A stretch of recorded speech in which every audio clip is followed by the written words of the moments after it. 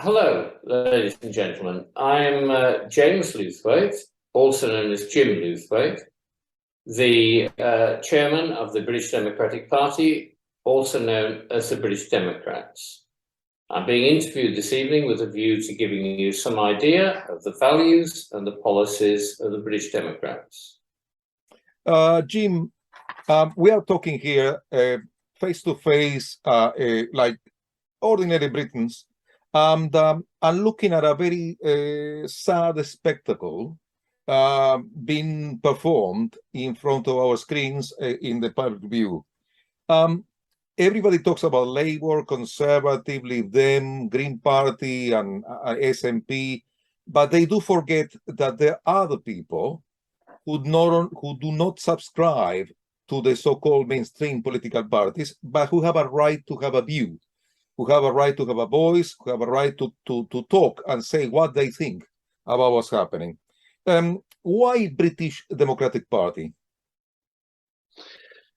Because we're the voice of the non-voters. If you ask yourself why turnout is so bad in local elections in particular, but also in some general elections, it's because people can honestly look at all the parties on view and say, none of these represents my views, my interests, my values. We want to speak up for, I know it's a hackneyed phrase, but the silent majority. I suspect that most of the people who don't vote would agree with us on almost everything. They don't vote because if there's nobody from our party standing, and that's true of most of the country for the moment, because we're only a small party starting up, then they don't vote at all. That doesn't mean to say they're indifferent to politics. It doesn't mean to say they're not angry with the situation. It doesn't mean to say they're worried about what's going to happen to their children and grandchildren. It means they can see no obvious solution in sight. They know that voting for more of the same. You'll remember Einstein said that the definition of madness is pressing the button and expecting a different result every time, or something similar.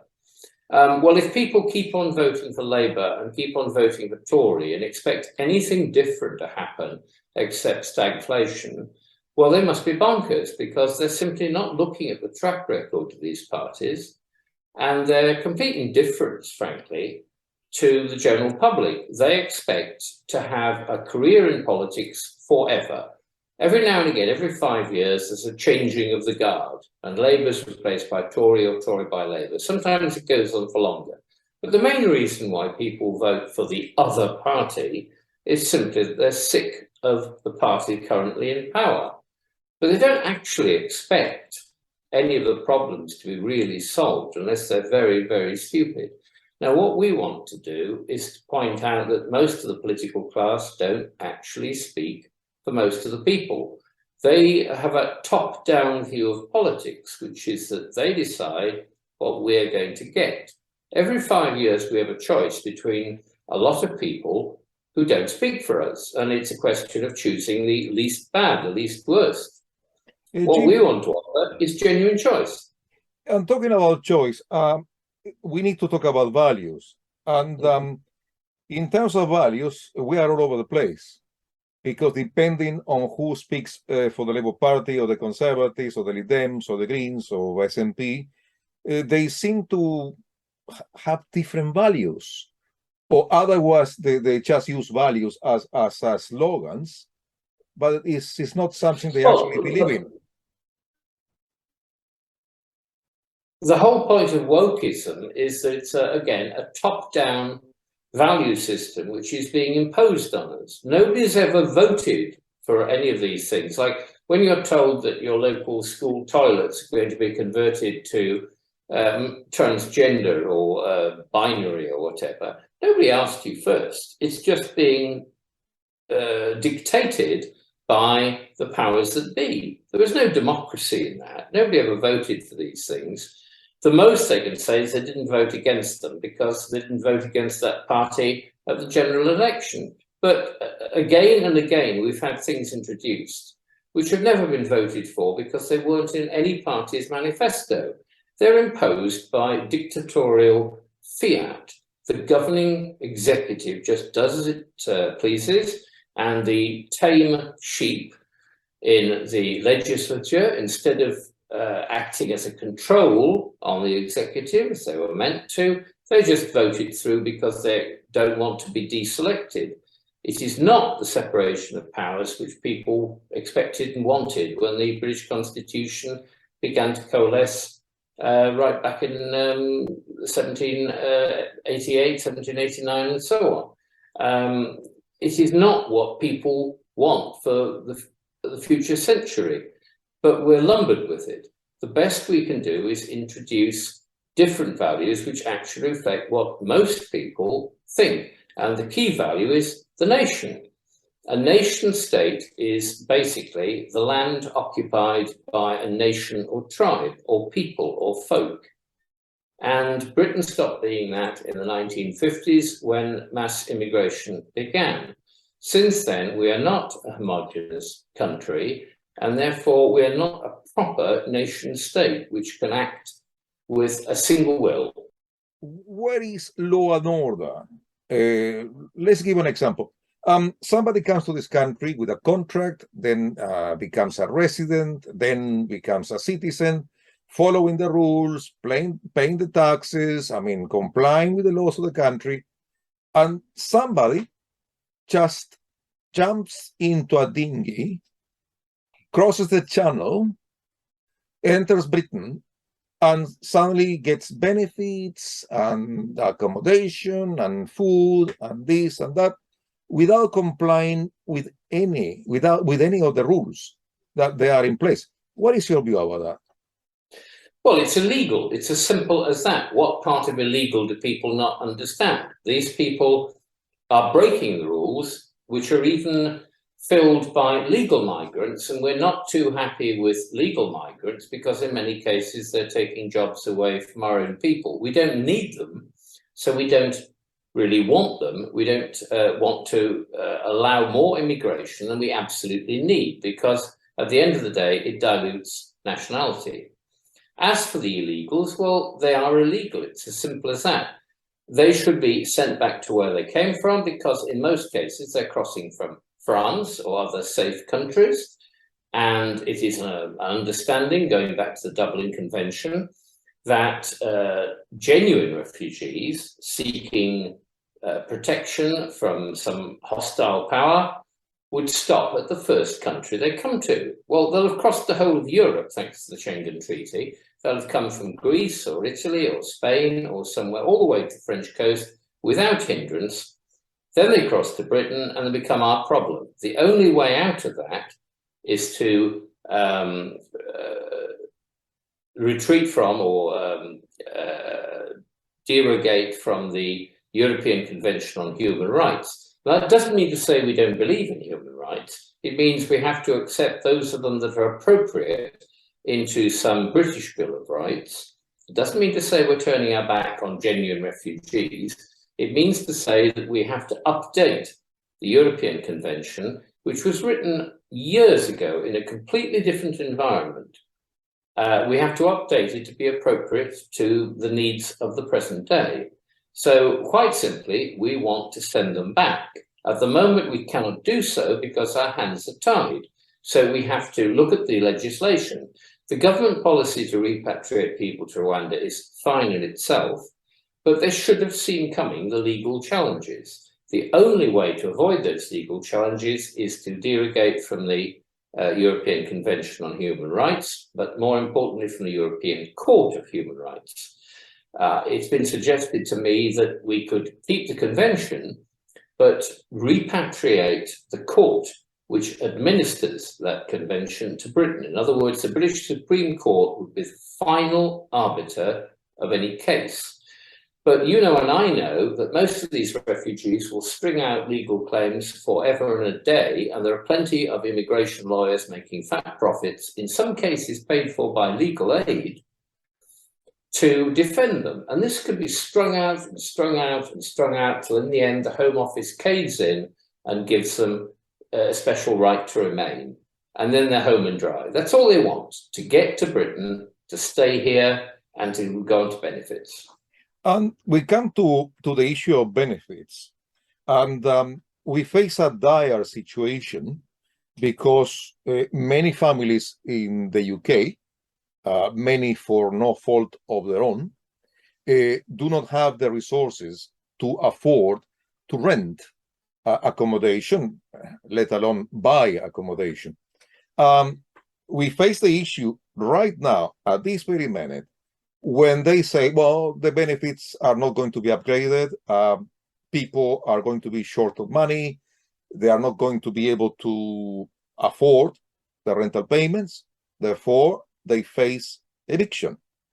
In Scotland, for example, the SNP decided to freeze rental payments because they see what is coming, and what is coming is going to affect Britain as a whole, especially at this minute, England and Wales and Northern Ireland that do not benefit from these measures of freezing rental agreements. The numbers, we cannot afford to house the ones who are here legally, and we keep the doors open for those who are coming illegally. This is a crisis. It's a major crisis. It is. The long-term solutions and the short-term solutions are different. In the long term, obviously, we need more houses, but the question of who's going to build them arises. Most local councils have divested themselves of their responsibility to house people. I was a councillor in the past for Bradford, and I know they divested themselves of the whole housing authority and outsourced it to a private company. The advantage of this from the point of view of the council is that as they're not responsible, they don't have to address the complaints coming. They simply say, refer to private company. That means a private company is beyond control by the local authority, and it's not democratic in any way, shape or form. So if you're one of the people unfortunately renting these properties, you can go to the outsourced authority and get a fairly blunt answer. You can't go to your local council and say, what are you going to do about this? He's just going to say, it's not my problem anymore. Yet they still get paid the same. The whole question of councils and housing authorities has to be looked at in the long term and completely changed, because essentially we've inherited a Victorian mode of local councils, which is no longer appropriate for the 21st century. It's like the question of care. Care has been delegated to the local authorities, but they haven't been given the means to pay for it. So it's a shambles, and everybody knows it. It has to be completely rethought from top to bottom. We can't just solve it in the short term by building more houses. We certainly can't use rent controls for more than a very short term, because everybody knows that when you start rent controls, landlords will withdraw their properties in the long run. If they're not making some sort of modest profit, why should they put their houses on the market for rent? You've got to work with landlords, not against them. They are not the wicked enemy. They're people that we depend on to put their house on the market. They may be taking out mortgages to afford those houses. So you've got to work with them, not against them. So simply putting a flat moratorium on evictions and rent controls, caps on rent levels, eventually the supply of rented housing will dry up. That's the actual opposite of what you're trying to achieve. So what you want to do is to free up the market, not shut it down. But we all know there are plenty of, for instance, empty houses, of houses which are not being occupied, of brownfield sites and other sites which can be exploited for housing in the long run. And the government is simply showing no interest in doing anything about these. What he's mostly worried by is NIMBYism. Now, we are against building on the green belt as a solution to the problem, but the fundamental problem is the native population is not growing in the first place. If there were no immigration, there'd be no need for these extra houses built on green belt or anywhere else. So the first thing you do if you're filling a bath is to put the plug in the plug hole. Because as long as there are people pouring into this country, we're going to have to build new houses, new schools, new hospitals. So the long-term plan is stop immigration. The short-term plan is something completely different. but caps on rents is only a short-term solution, because in the long run, you will discourage people from putting their house on the market, and you'll make the situation worse, not better. We come to the issue of centralization, decentralization. Those were the core points that you just mentioned. When giving the local authorities the responsibility, but not the funding, evading responsibility, avoiding responsibility. But there's another issue in Britain. It's like Britain is the southeast of England, and when people talk about building new housing and using the destroying harvesting areas just to build new housing or deforestation, whatever. Much of this country, if you go up north, there are many ghost towns.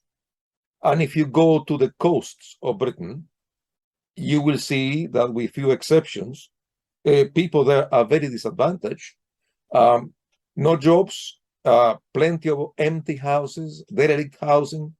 So the houses, the space is already there to refurbish those properties, to relocate people to those communities, to reactivate the local economies, so that people don't need to come to the southeast, don't need to be accumulated in one part of the country, that the entire country can be successful, can be properly developed.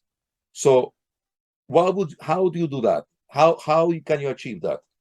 Well, this is where the local council model that we've got at present is falling down, and also the system of MPs, because many MPs do not represent their constituencies as well as they could, because at the end of the day, they have one eye on the promotion ladder, and they will not represent their local people if it conflicts with the interests of the party at the central headquarters. If they think that they will get more kudos and more promotion by not representing their people and going along with the party line on something, they will do so. Again, local councils do not necessarily act in the best interests of the people. So the idea that decentralization, giving more powers to local authorities, will necessarily solve every problem is not true. It assumes that local authorities are run by people who have their local population's interests at heart. I come from Bradford in the de-industrialized north, and in Bradford they've recently introduced a clean air tax on small business vehicles, which is going to cripple the local economy. Leeds has not, so the simplest solution to paying your clean air tax is to move 10 miles down the road to Leeds. That's what a lot of small businesses in Bradford are bound to do. This was introduced by a local council, a local Labour council, that is simply interested in the fact that it gets 2/3 of the tax. But if it cripples local industry by doing so, well, it's hardly an advantage. Unfortunately, this is not a one-off case. The 4/5 of Bradford's economy is actually given in a central government grant. The local rates do not raise more than 20% of the income. Even this has to be topped up by special benefits, because Bradford is a centre of low skill, low wage workers, and it has to be topped up repeatedly by special government grants. The idea that if you decentralised a lot of local powers to local authorities of the scale of, say, something like Yorkshire and Humberside would solve all the problems, people rejected that in a previous referendum. The reason is they suspect it's simply an additional layer of government and not a genuine decentralisation. It's actually an extra tier which has to be paid for and is basically jobs for the boys and girls. In other words, it's a place to park politicians who are past their sell-by date at national level. They'll be given some nice sinecure as a local government minister for Yorkshire and Humberside or something like that. And you can see that people's suspicions are usually justified, that this is going to be an extra tier of government and not a decentralization. Now, if we're talking about genuine decentralization, that might mean that one part of the country has a different housing policy, a different education policy, a different crime policy. You see what I mean? Eventually, we could become, say, 5 or 6 different countries within the envelope of England, because if you're genuinely going to repatriate powers to Yorkshire, as it were, if you're generally going to make the Minister for Yorkshire and Humberside in charge of education, schools, even if it's democratically elected, it will gradually come up with different solutions for people in, say, the southwest or the southeast. It will actually probably make it difficult to level up the north as against the south, because all the north could do is basically become the lowest possible corporate tax area in Britain and try and lure industries to move to it by making it as cheap as possible, which obviously means it could spend less on all sorts of services. In other words, some sort of local austerity as the price of levelling up.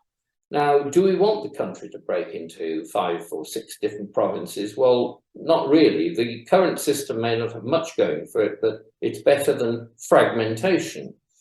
The real problem is that whether you live in the southeast, the northwest, or anywhere else, you feel that in general, politicians in Westminster do not speak for you.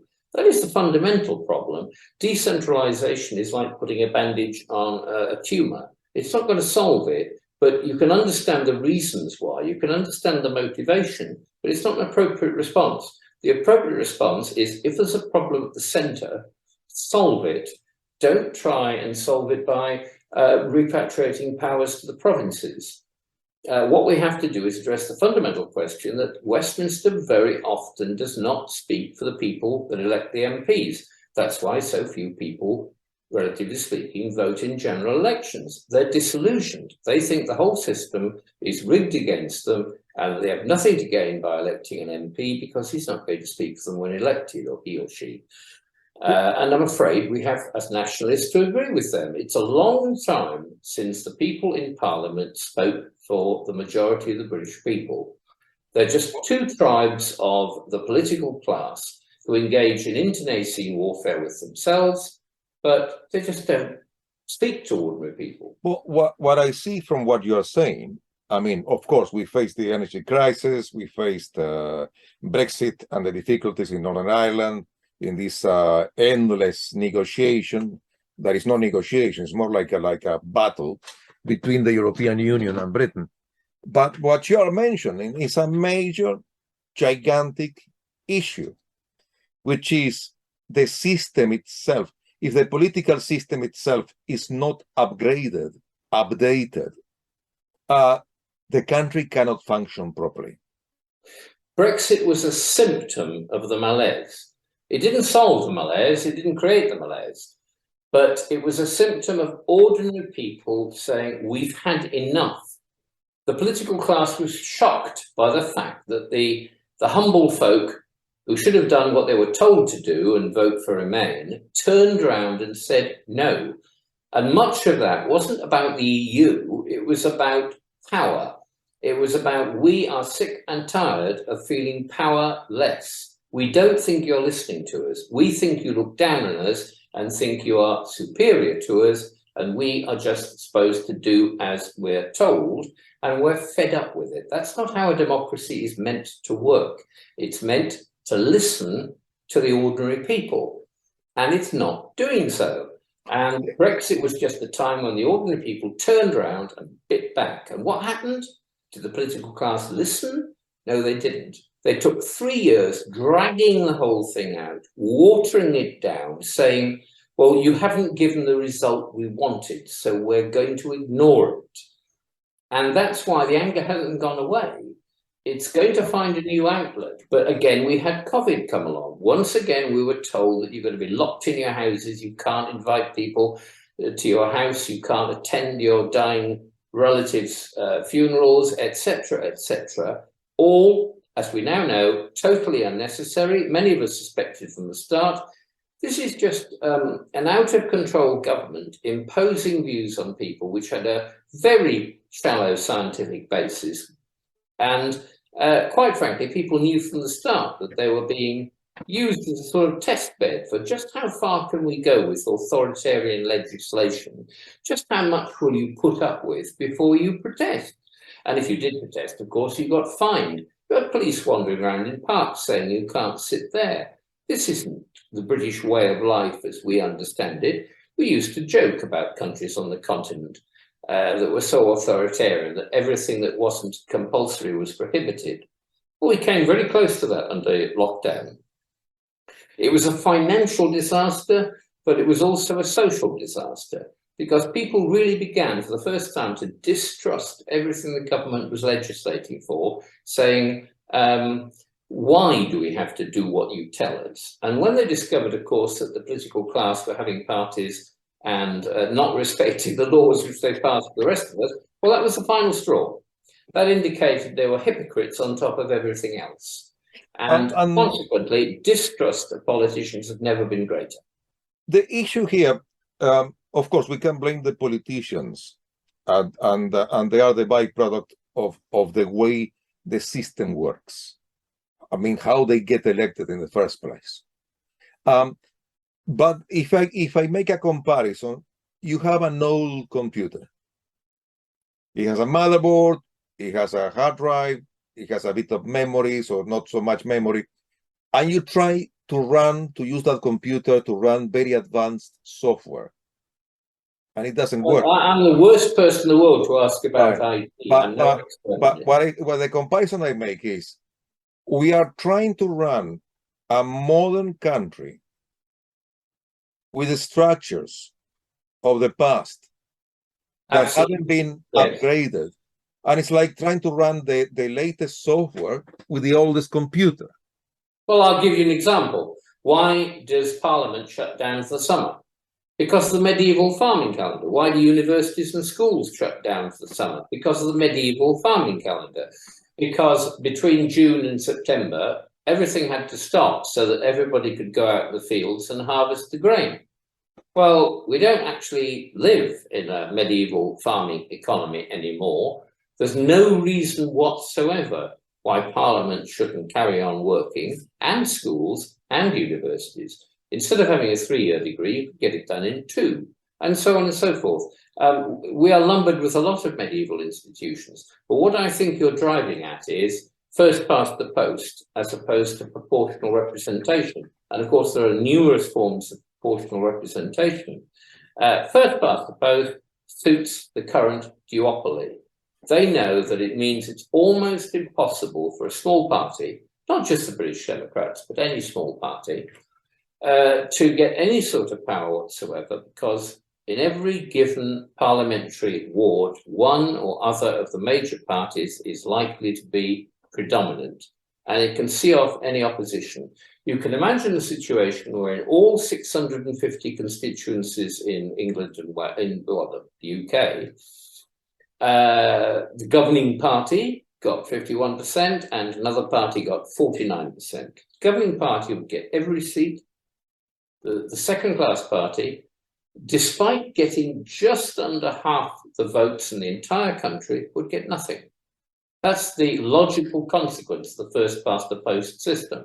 Now, in practice, we know that there are Tory areas and Labour areas, so that each of them is quite happy with the status quo, because they will get either Tory MPs or Labour MPs elected with thumping majorities, and they can live with that. It will change slightly because some wards will cross over sometimes, some constituencies will cross over sometimes. But essentially, the virtue of it to the political class is it excludes any chance whatsoever of a populist party getting any sort of traction. And we can't carry on with that any longer. Now, we all know that PR has its own disadvantages. We can look at the continent and see it usually ends up with coalitions, smoke-filled rooms, dirty deals, etc., etc. But we also know that in practice, the main parties, the two parties we've got, they're actually coalitions. they're coalitions internally of different factions who spend a lot of their time trying to organize coups against each other. So the idea that there's a radical difference between politicians in first past the post and politicians in PR type voting countries is rather nebulous. I would suggest that some form of proportional representation should be introduced at local level. After all, it's already used in the London Assembly, and it's used in Northern Ireland, and it's used, I believe, in Scotland in some circumstances. So they can't say it's never been tried and it's never been approved. We should try it at local level, and we might get some sort of local democracy, at least at the level of the councils and the rest of it. But I do suggest the whole question of boroughs, metropolitan boroughs, unitary councils, it has to be totally rethought, because we all know there's an elephant in the room, and the elephant in the room is care, adult social care.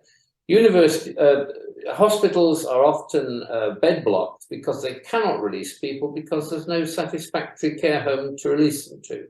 Councils are strapped because they get inadequate funds from the government, because care is felt to be a secondary priority to health. So when the NHS was set up, no corresponding or related national care service was set up. But you can't have the one without the other in the long run. Delegating the powers to the local councils and then giving them inadequate funds is no solution. Bradford Council could spend all its money on adult social care and not on anything else, and it would still be inadequate. The whole thing has to be rethought. And that's why, for instance, people who work in care homes are underpaid. Everybody knows they're underpaid, but the employers, private employers, can say to them with justice, we can't pay you anymore because we only get so much from the local council, because they only get so much from the central government, and we've got to survive in a hostile environment. Look at our energy prices going up. We've got to survive in this. So everybody is under pressure. The whole system is basically designed to collapse, and it has to be rethought. Question is, we mentioned the issue of the problems of decentralization, the lack of funding and the responsibilities of bodies that do not have the funds to do what they are supposed to do. We mentioned the issue of the NHS and the fact that beds are taken over, a space is taken over because there's not enough social care to free the beds in hospitals. But practically everywhere we look at, there is a problem, and it's a problem of management.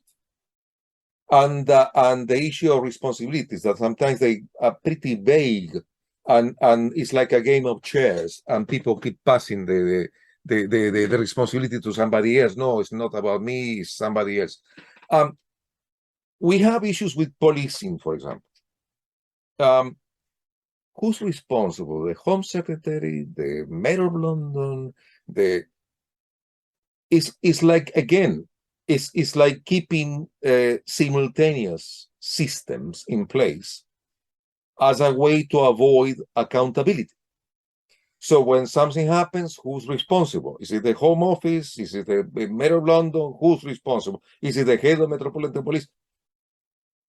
When you talk about the political system, that needs to be redefined, because the way it is now is a way that was okay, let's say 100 years ago, 200 years ago, not anymore. When we talk about social care, and we talk about health, and we talk about prevention, it's all part of the same thing. It's like saying the elderly, the sick, the prevention, it's all part of the same thing. But the picture is very fragmented, and it's fragmented across local authorities, and it's fragmented across local trust, NHS trust. Everything is very divided, it's very fragmented, and the same happens with the police. Isn't that part of the problem, the fragmentation that there is as a way to avoid accountability? Yes, but again, these are symptoms, they're not the malaise itself. Let's look at policing. No senior police officer, no chief of the Crown Prosecution Service, No MP has ever been sacked, despite the existence of a massive grooming scandal, but let's call it by its real name, gang rape by a particular group of people up and down the country. Who has ever taken responsibility for that? Angela Rayner is the great feminist gob of the North, for want of a better word. She's always shouting her mouth off. What was she doing when all those gang rapes were taking place in her constituency of Oldham? There are two possibilities. Either she didn't know what was happening under her feet, under her vision, or she did know, but she didn't do anything about it. So either way, you do wonder when MPs are ever going to take responsibility for what's happening in their constituency. When Sarah Champion spoke out finally about what was going on in Rotherham, she was disciplined by her own party. Years ago, back in the early 2000s, when Anne Cryer spoke out about it, the Labour Party tried to disown her. You've got corruption right through the major parties that if there's something they don't want to know about, the MP will be deselected or shunted into the wilderness. What senior police officers have ever been sacked? The Chief Constable of West Yorkshire demanded that the programme Sex and the City about the grooming gangs or gang rape gangs in Keighley, he demanded that it be shown after the elections, the local elections in 2004, in case the BNP profited from it. What business was it of his to decide whether a programme should be produced, should be presented, broadcast at a particular date? What business was it of him to decide whether or not it would encourage a particular local party? That was a party which was registered with the Electoral Commission. It was not illegal. So what businesses of his was to try? To try and prevent them from drawing attention to that issue, which everybody in Keighley knew about and wanted to see addressed. He just wanted to bury it under the carpet, and he got away with that. So up and down the country, there is a failure to take responsibility for crime and police issues. But let's go back deeper still. Why is there crime at all? The standard left response is it's because people are poor and oppressed and so on. Well, back in the 1930s, people were poorer still, but they didn't rob their neighbours. They certainly didn't form rape gangs. Back in the era when Sir Robert Peel organised the police force and said its job was not only to respond to crime, but to prevent crime, we were a largely self-policing society. Most people wanted to be law-abiding.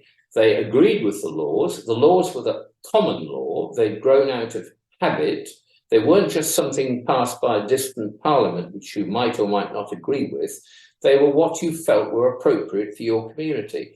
Most people were law-abiding and self-policing. The breakdown of this occurred when intellectuals like the Bloomsbury group and so on started coming up with this idea of victimhood. It's a sort of sub-Marxist doctrine that people only commit crime because they're poor and oppressed and the rest of it, despite the fact that the criminals largely rob people who are as poor as themselves. So it's hardly a Robin Hood-like tactic. But the whole point is, most people did not commit crime, did not come to the attention of the law. The police policed by consent.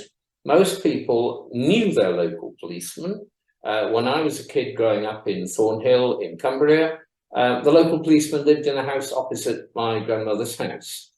Everybody knew who he was, and if they had issues, they could go and see him. Nowadays, for instance, in Bradford, the police have retreated to a giant concrete ziggurat or fortress, clearly designed to withstand a siege in Nelson Street. And all you ever see is flashing blue lights and panda cars flying up and down the main roads of Bradford. But you don't see a local policeman. He doesn't know what's going on in a particular area. He used to be a familiar face. He's not now. All the local police stations have been shut down. The police have retreated. Essentially, what you understand is if there's going to be another riot in Bradford, and there will, as sure as the sun will rise tomorrow morning, if there's going to be another riot in Bradford, then the police are going to shut themselves up in that fortress, and you are going to be left on your own. So the crime question is, why is our society more crime-ridden, crime-prone? And that's where we come back to the issue of it being multi-ethnic, multicultural, multi-faith, multi-everything. You don't feel the same responsibility to people of a different race, a different culture from yourselves as you do to your own people. And the major changes in criminality have occurred, I would say, correlated with the growth of the multi-ethnic society. Now, people say you can't possibly say that all crime is committed by ethnic criminals. No, of course it isn't. But it's induced a mood in young white people that they are despondent and despairing, alienated, they feel anomie, they feel that they're living in a hostile environment. And there is an economic principle called Gresham's law, which is that bad coins drive out good coins. The equivalent in social behavior is that bad behavior drives out good behavior. I was at a lecture given in the Traditional Britain group yesterday, which pointed out that when 20% of people start regularly breaking the law, everybody else says, well, why should I be the only person in this village that's law-abiding? There's nothing for me to gain. I'm being taken for a ride. I will become just as criminally prone as other people. Now, most of the third world lives in that situation. When you bring third world people in, they bring in third world habits. It's not their fault. That's the way they've grown up. They don't know any other way, and they bring their habits to us. You can't expect them to change overnight or indeed in a generation. So a lot of criminality is due to the fact that we're not the society we used to be. Again, we don't go to church.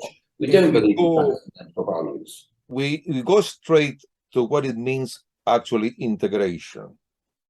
I mean, if you play a football game, you play a football game with one single set of rules that is valid for the two sides playing the match. So you don't have, for example, Manchester playing Liverpool, and there's a set of football rules for Manchester and another set of football rules for Liverpool. So the two sides enter the field and they play according to the same rules. There's no accommodation for specific rules for one side or the other. So when we look at the legal system and we look at the way different communities are treated in what we call positive discrimination. Positive discrimination is like Manchester and Liverpool playing a match, each of them with a different set of rules. So you can do this, but the other side can do what you cannot do because it's the other side.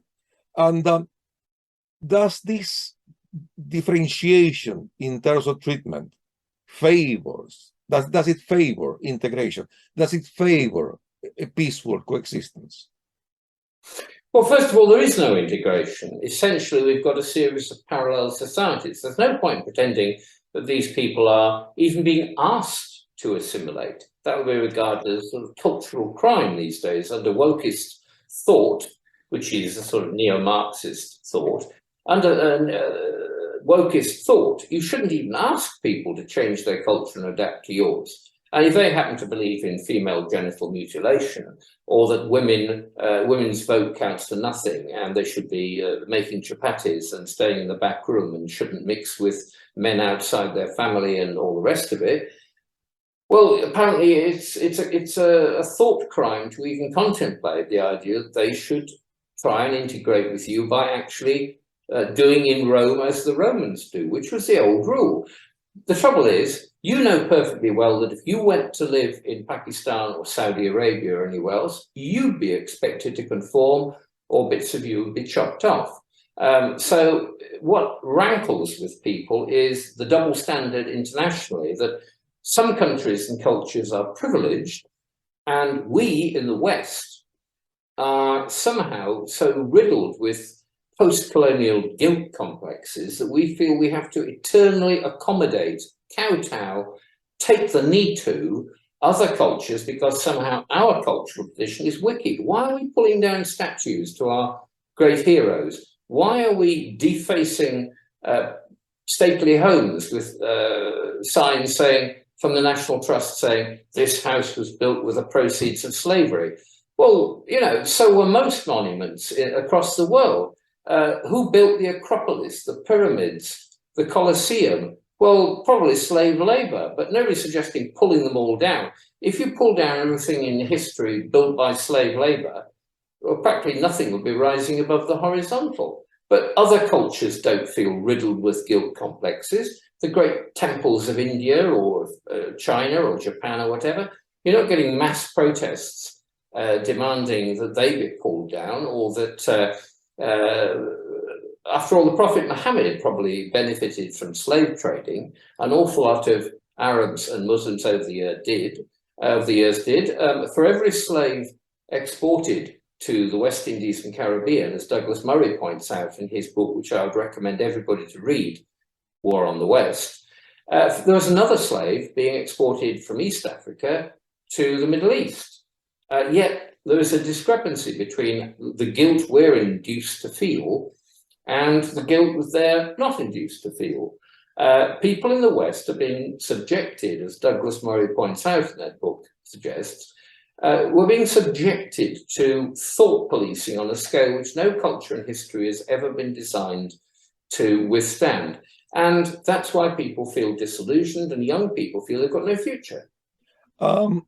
Talking about thought crime and manpower hours being used to prosecute thought crime, and how all the other crimes become the last on the list, let's say, and the same happens with the judiciary, and how many hours are devoted to thought crime, and how few are devoted to real crime, like rape, like robberies, like this kind of thing. If we were to have a Bill of Rights, because the idea is to say, well, we don't depend anymore of the European Court of Human Rights, we have our own Bill of Rights. Would you agree that it's a good idea to have a First Amendment in the United Kingdom? A First Amendment, something that will protect you against all the wokery in the world. Yes, but it shouldn't be necessary, in a sense, to have it. The old rule was, if it's not prohibited, it's permitted. You're free to do it. So in a sense, we shouldn't need to pass a bill promoting freedom of speech. If there is no law inhibiting freedom of speech, then you should be free to speak. In other words, why should you have to protect something which is your right anyway? The answer to that is that there are constant encroachments. I don't have a university career. I never had a university career because I was thought banned by my colleagues for thinking unquiet thoughts, for having heterodox opinions. Otherwise, I'd have been a lecturer in archaeology, but I was not allowed to be. So I know exactly what the thought crime consists of. But the whole point is we shouldn't have to state the obvious, which is, if it's not banned, you're free to do it. The Bill of Rights should simply say, if there is no law prohibiting something, you're free to do it. It may incorporate the fundamental freedoms of speech and association in the Constitution, but I don't see why we should pass a special clause saying, it's in effect, the authorities should not prosecute you for something which is legal. We have this concept now that's been recently introduced of actions or thoughts or speech which is not illegal, but is harmful. Well, who is empowered to make that decision? This is a police state. This is saying, you're not committing a crime, but we're going to turn up on your front doorstep and say, Mr. Bloggs, we've been looking at your Twitter feed and we're not happy with it. Well, it's none of their business to be happy with it. You should be entitled to say everything within the law and do everything within the law. If I want to go and demonstrate against something, that's my right. And the police should only intervene if I do something which is criminal, such as using violence. But if I don't, then I have the right to do it simply because there's nothing to stop me from doing it. Now, what we're getting is a gradual encroachment on freedom. When you said we must pass a Bill of Rights, well, that's only any good if the Bill of Rights is enforced. But if the police are corrupt, and the CPS is corrupt, and the judiciary are corrupt, you can pass all the Bill of Rights in the world. And nobody's going to take a blind bit of notice. But there's Which is the another situation we find ourselves in now. Yeah, but there's another side of the story. It's like, say, well, Parliament passes a bill, becomes law, then the law goes to the courts, and then the judges Interpreted. interpret the law, and any judgment that any judge makes becomes a precedent. And so, in actual fact, the law or the application of the law is immediately modified because the interpretation supersedes what was the original intention of the legislator. But there were two concepts, and judges usually struggle with these two concepts. It's offensive, and it is grossly offensive. And the fundamental is, okay, what's the difference between what is offensive and what is grossly offensive? In actual fact, it's such a subjective concept that the same court, if you happen to be facing a different judge, you might get you walk free, or I know they give you a sentence, a suspended sentence or whatever, or you go straight to jail. And it's just because of an issue of interpretation. We are not even applying the law. We are allowing the judiciary to decide what is law and what isn't, because there's no human way of deciding what is offensive and grossly offensive. And this is also part of the legal system. Well, the problem is that in the past, the judiciary were probably in agreement with the majority of people. This is because we now live in a pluralist, heterogeneous society in which the political opinions of different classes and sectors is very different. As you said, we're not playing by the same rules. The judiciary often have radically different values from ordinary, what you call ordinary people. But then again, we have to look at what we mean by ordinary people. What ordinary people are in some parts of Bradford are quite different from what ordinary people think in other parts of Bradford. One part of Bradford might believe that 80% of them might believe that hands should be chopped off thieves, that adulterers should be stoned to death, that Sharia law might be introduced tomorrow, that anybody who's an apostate from Islam should have his head chopped off, etc. The other lot might not. Now, how exactly can any judge negotiate between the two? As for offensiveness, well, if you're not allowed to be offensive, you might as well not open your mouth, because in this pluralist society in which we live, you could pretty well say nothing without offending somebody. And if you're going to say you must not say anything which might offend anybody, well, you're not going to say, you're not going to be empowered to say anything at all.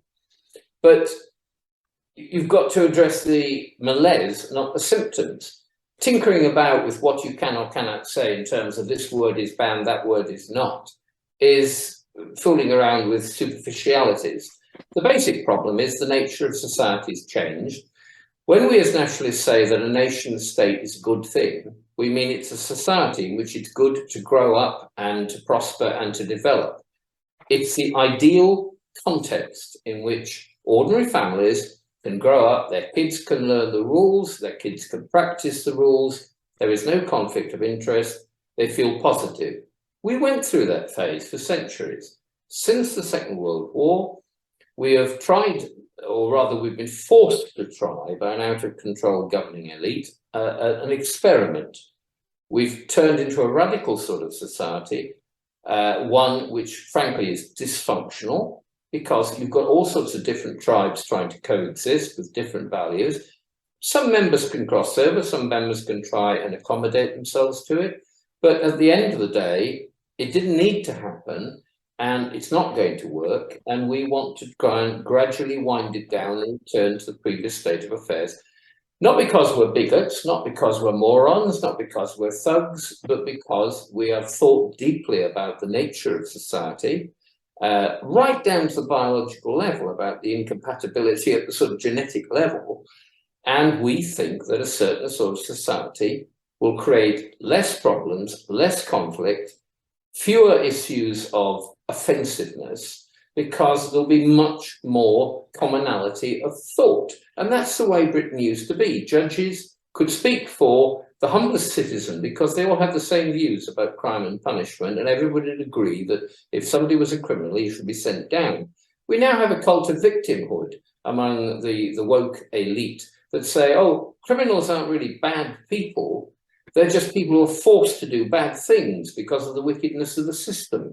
They must be patted on the head. When I used to guard as a security officer Wakefield Probation Service, all the posters I saw on the walls were, are you the victim of sexual harassment? Are you the victim of racial harassment? If so, report to this number. I never saw, if you're a criminal, why not try going straight? I never saw, you've been sent down, have you learnt your lesson? Are you going to be a good citizen anymore? The one thing you'd expect to see in a probation service centre was something about repentance and crime and going straight. But all you saw was, if you've got a chip on your shoulder that you can whine about and say, it's not my fault, I was picked on, I'm forced to become a criminal because of the system, well, just ring this number and your problems will be solved. Well, you're not going to get anywhere with that approach. Jim, we've been talking for an hour. It's been very nicely, a very nice conversation. It was very instructive conversation.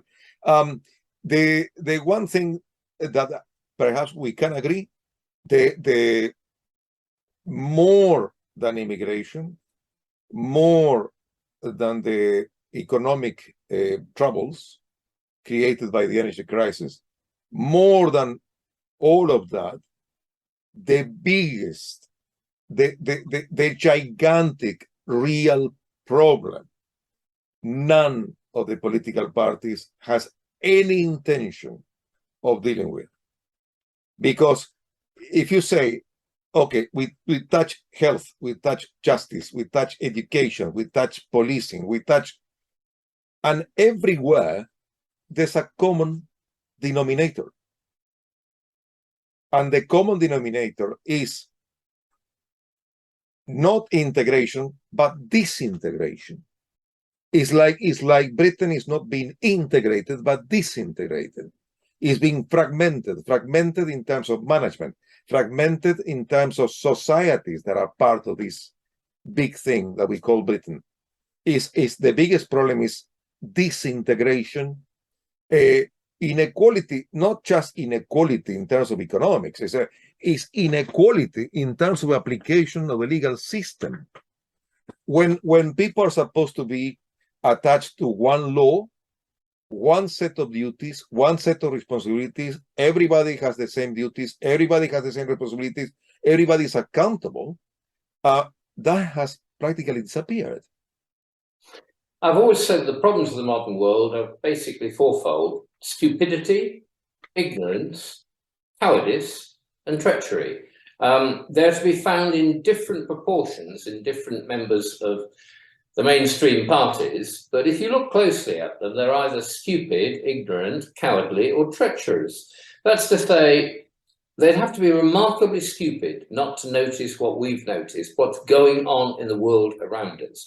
But as long as the two main political parties, well, the three if you include the Liberals, and the four if you include the Greens, because they're not so very different, they're self-perpetuating elites. Their main concern is to get re-elected, get themselves jobs. When they're in office, they don't do very much to change anything, certainly not to their own disadvantage. So we need to change the whole political system. But if you look at the situation, it's exactly what you said. The country is disintegrating around us. And the main political parties are letting it happen.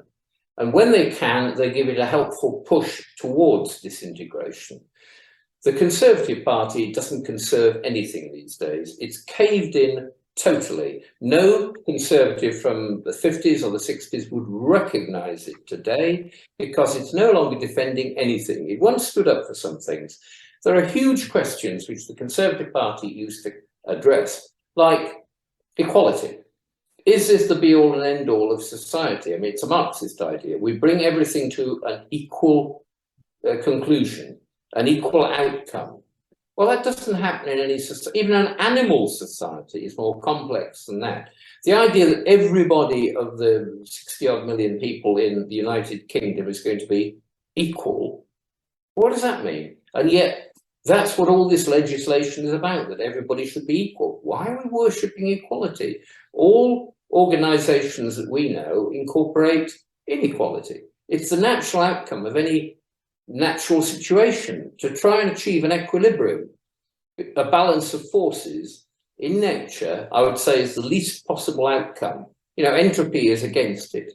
Trying to achieve that by fiat, by saying it shall be so, is a complete non-starter. So why are we setting ourselves a goal which we know, if we've got any understanding of history and philosophy, is not achievable? Why are we designing the whole situation to aim for something which can never be achieved is simply not practicable? Why are we wasting resources on this when there are practical things like housing, like social care, like the rest of it, which what we want our pragmatic politicians is say we must address these real issues. We're going to throw the ideology out of the window and we're going to think about real issues. I didn't get a chance to speak about one of the crucial things about housing, which is the substitution of need as a be-all and end-all over contributions. There's a book by, I think, Jeff Deutsch and others, I may have got the name wrong, on the East End, which pointed out the big revolution in the East End in everybody's lives was when they dropped the idea that you had to contribute to society before you got any benefits. The old approach was you paid your taxes, you paid your NI, you paid your rates, and one day you would move up the housing list till eventually a house was yours. That was dropped and need was substituted. The greatest need trumps all. So if you arrive on Dover Beach in a dinghy with a shirt on your back, well, your need is greater than somebody who's paid taxes for 25 years. So you get the house, he doesn't. If you're a war veteran, you've given blood and limbs and so on for your country, you're at the back of the queue. So you're sleeping in a sleeping bag on the streets of Barnsley.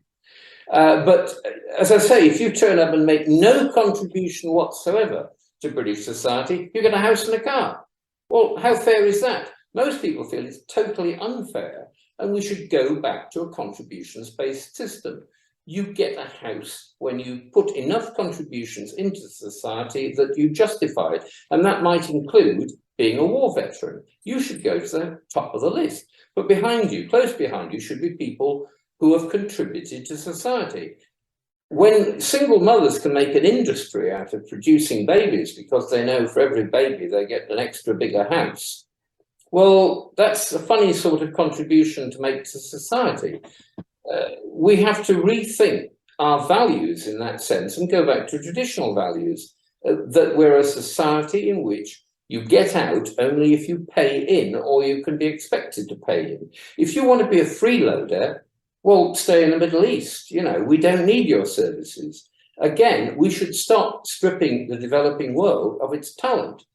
Every doctor and nurse that turns up in Britain to work for the NHS is one fewer in their home country.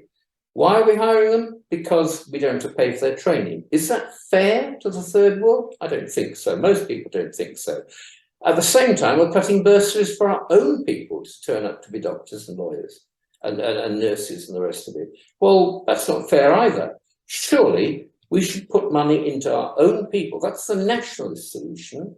We look after our own first. It's not turning our backs on the rest of the world because the rest of the world is doing that anyway. They are, for the most part, nationalists. They expect to look after their own. Why have we ceased to observe that elementary human truth? That you look after your biological kin first, just as a mother would look after her children before she'd look after anybody else's children. It's not being cold-hearted, it's not being ruthless, it's not being post-colonial guilt lacking, it's just common sense. Nobody would question it in 90% of the world. We have fallen into this trap of feeling that we have to apologize for everything we've done for the last few centuries. And the time for that is over. Jim, the time is over. We could continue for another 24 hours. I'm sure that you are capable of that. I look forward to have another conversation with you in the near future. And now it's time for me to stop and process the material to try to post it as soon as possible.